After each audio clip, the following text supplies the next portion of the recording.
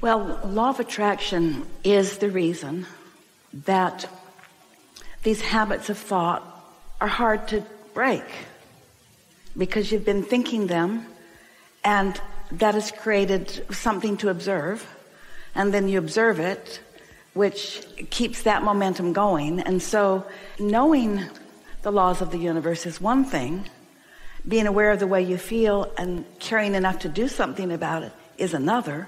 It really comes down to when life brings you to a decision point where you decide, I'm going to be less of an observer and more of a deliberate intender. I'm going to be less observing and more defining and deciding. We used these words the other day. We said the law of attraction can be punishing in that it keeps bringing you more of what you've got, because that's what's on your mind all the time. So the key is, how can I get what I've got off my mind? How can I be more anticipating? Esther's been writing some words down because she's forever refining her point of attraction. She thinks she understands it, and then something will happen and she will realize she understands it, but she didn't apply it in that case or in that case. And so the other day she came across the word wonder, and she thought, oh, that's a soft word. I wonder. There's not much resistance in that. I wonder. And so what you're looking for better feeling vantage points. That's all. So this trap called life, that's quite a statement when it feels like life has you trapped. Well, not inaccurate.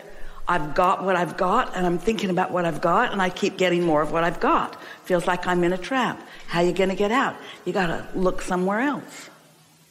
Easy to say, right? Easy to say for somebody who's not in the trap. But you've got a bag of marbles. We've been describing every thought you've ever thought still exists, but they're not all active at the same time. So what's active we've been describing is like taking a bag of marbles everywhere you go, and the active ones are what represent your point of attraction. And other people are showing up with their bags of marbles, and you're sort of playing off one another. But you're going to find, everyone, this is going to be really beneficial. So just play with us a little bit here, because it isn't as hard as it feels.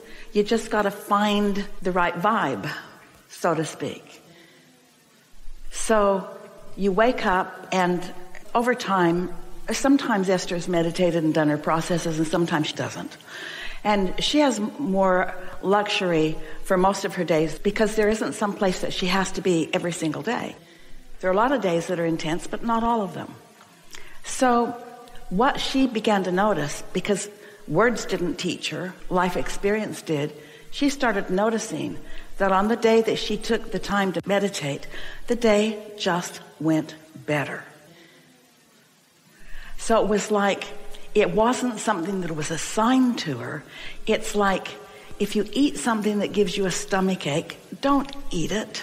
And if you get inebriated and you have some bad experiences, pay attention to what you're doing. If you're over-caffeinated, cut back. And if you're too tired, try to sleep a little more. Because what you're going for, how you feel, is what you're getting. So, yeah, you're tired, and you are really justified in being tired. In other words, if people saw the list of things that you were doing, when you talk about all the people that you have to serve or all the people that you feel responsible for, we get that. We know that. But we also know you like helping people. We also know that a lot of what you do, you don't have to do, you just want to do it. We know that there's a lot of it that is rewarding. So what you want to do is sift out the rewarding part and amplify that and diminish the part that you feel like you have to do. There's stuff you've got to do in order to prevent negative consequences. Well, that's never very satisfying stuff. But when you get that turned around and you're doing it not to prevent something negative from happening, but to promote something that you prefer, and you start noticing how it turns, we call it priming the pump. If you hold an intention to meditate and you don't meditate, then you feel bad because you didn't meditate. And so you're actually promoting not feeling good. And so you did that and it didn't feel good, and you did it again and it didn't feel good, and you did it again and it didn't feel good, and you do it often and it doesn't feel good. Well, it's time to decaffeinate, so to speak. It's time to not say you're going to do it and then not do it. Either stop saying you're going to do it, or say you're going to do it and do it. It is simple balance of energies. That's all it is. So let's say that you said you were going to do it and you didn't do it. And now the day isn't going that well, but even more you feel bad because you said you were going to do it. Just think how good it's going to feel when you follow through on something. Say to yourself, I'm going to sit for 10 minutes and I'm just going to quiet my mind. 15 if I can find them, but 10 minutes. And then say, well, I haven't been getting up to do it. I'm just going to open my eyes for a minute, realize I'm awake, and I'm just going to lie right here in bed, awake, alive, alert, and I'm going to quiet my mind on purpose while I lie here in bed. And then do it. And then feel good that you did it. That's all. That's enough vibrational change to bring a different result from that day, which you are going to notice. This is how you get momentum moving differently. That's all. Esther will wake up and she'll say, oh, it's today. And then her next thought is, where am I? Because it could be a lot of different places. And what's up? But get up, sit up, put your feet on the floor, and kind of step into the day with some attitude of control. All right? But see, what you got going on is, I need to do these things, but I've got too many of them to do. That's exactly where Esther was when we said, delegate it to the universe. Delegate it, delegate it, delegate it. Jerry used to say, Esther, you do too much for too many people. I'm not talking about me. Because he really liked all the things that she did for him. But everybody else should take care of their own damn selves. You're not empowering when you're doing things for them that they could do for themselves. We think that a bigger thing is that it's like you need to justify your existence through your struggle. Because you're like so many of the billions of the people on the planet, you don't really get it that abundance is raining down, because it's like everybody's got their umbrella up and they're not getting any of the abundance that's raining down. And so it's not working. You feel like crap. You don't even want to get out of bed. You can't even get up 15 minutes early to meditate because your sleep feels so precious to you. You're so resistant about stepping into the day. And the reason that you're resistant about stepping into the day is because the day doesn't feel good. And the reason the day doesn't feel good is people they're not being empowered. You're not a slave or a servant. Your girls, your kids are not going to love you more because you serve them. They feel better about themselves the more they are able to do on their own. They want you to show them and to teach them and to delegate to them. In other words, don't you remember being little? You just couldn't wait to get people out of the way so that you could. Don't you remember pushing people away? You wanted to put your own shoes on. You wanted to tie your own shoes, and you wanted to do your own stuff. You want to be like a big person, and you want to be a delegator extraordinaire. You want to be a master of your space. You want to love your space. You want to be eager in your space. You want everybody to help you in your space. You want people to feel proud of their part in your space. These are intentions that you hold that you're not following through on, and that's what's got you all balled up. Now, this all sounds like a lot of shoulda, woulda, coulda. Everybody can make a list and crack the whip. Esther does that to herself every now and again. She computerizes everything and then makes herself a slave to it, until life isn't fun anymore, and then she just sets it all aside and starts following her impulses again. Lie in bed and play this game. Tomorrow I'm going to get up and I'm going to put my feet on the floor and I'm going to revel in realizing it's a new day, because this is going to be a day when I'm going to delegate something I don't usually delegate.